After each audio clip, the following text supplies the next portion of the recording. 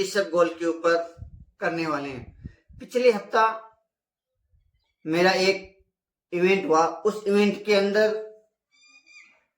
कुछ व्यापारी लोग भी आए हुए थे, मेरे प्रेमी सजन, मेरे किसान साथी भी उस इवेंट के अंदर आए थे।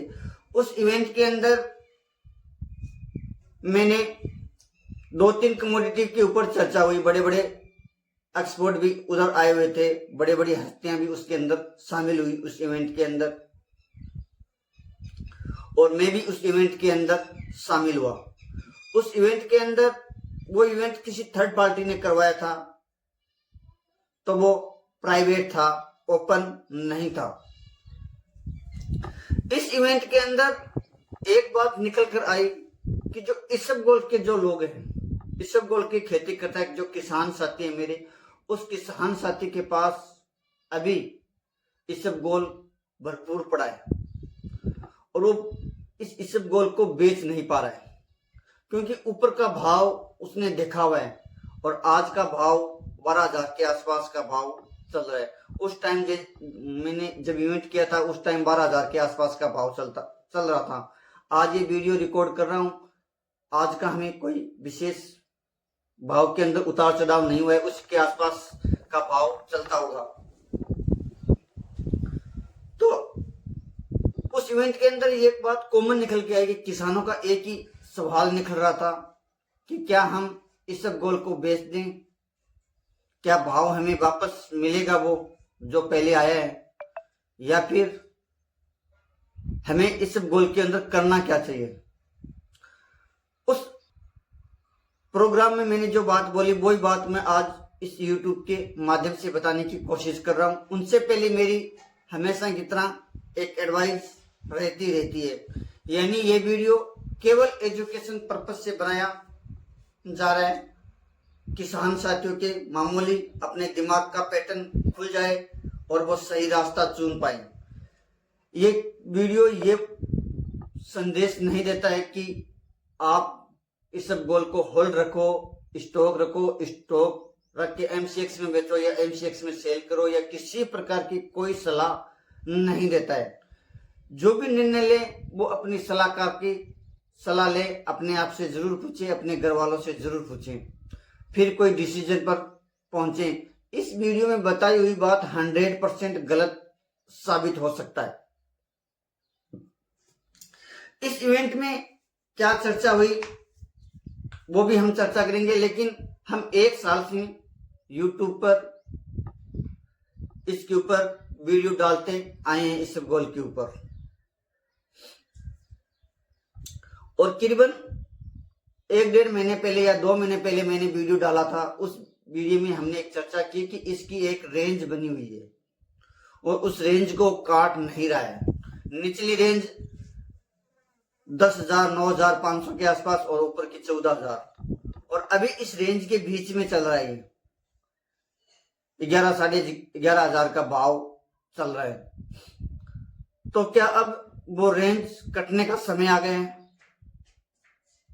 नहीं, अप्रैल के आसपास का समय था कि इसकी पूर्ति हो जाए और दौड़ने लगे, लेकिन अब इसका ऐसा लगता है कि वो रेंज नहीं कटेगी और ये रेंज लंबी चलने वाली है। यानी इस रेंज के अंदर ये करीबन और 2-3 महीना चल सकता है, और अभी निचली साइड जाने की तैयारी कर रहा है, तो ये नीचे जाता रहेगा। नीचे कहां तक जाएगा ये हमने चर्चा पहले भी की हुई है। अब इस इवेंट के अंदर मैंने क्या कहा और लोगों का क्या कहना था। उस इवेंट के अंदर लोगों को 80% जनताओं का यही कहना था कि इसबगोल के अंदर भाव आने वाला है, और 20% लोगों का यह मानना था कि भाव एक जगह पे खड़ा रहेगा, आगे नहीं बढ़ने वाला है। तो अब कौन जीतता है? 80% वाला जीतता है या 20% वाला जीतता है? और जो 20% के अंदर जो लोग आ रहे थे वो कुछ इस कमोडिटी के अंदर काम करने वाले व्यक्ति थे, तो हो सकता है उनकी बात सच हो जाए और ये ठहराव के अंदर चलता रहे, यानी लंबे समय तक इस ठहराव के अंदर चलता रहे। ऐसा नहीं कि किसानों की बात सच नहीं होगी, हो सकता है किसानों की बात भी सच हो जाए, क्योंकि किसान को भी हर चीज का अनुभव तो रहता है, अपनी फसल को लेकर, भाव को लेकर। तो हो सकता है किसानों की बात भी सफल हो जाए, लेकिन अभी का जो समय देखते हुए ऐसा ही लग रहा है कि अभी ये ठहराव के अंदर चलने वाला और ठहराव करता रहेगा। और एक और बात बता दूं कि अगला मेरा एक इवेंट होने वाला है, वो इवेंट भी प्राइवेट होने वाला है।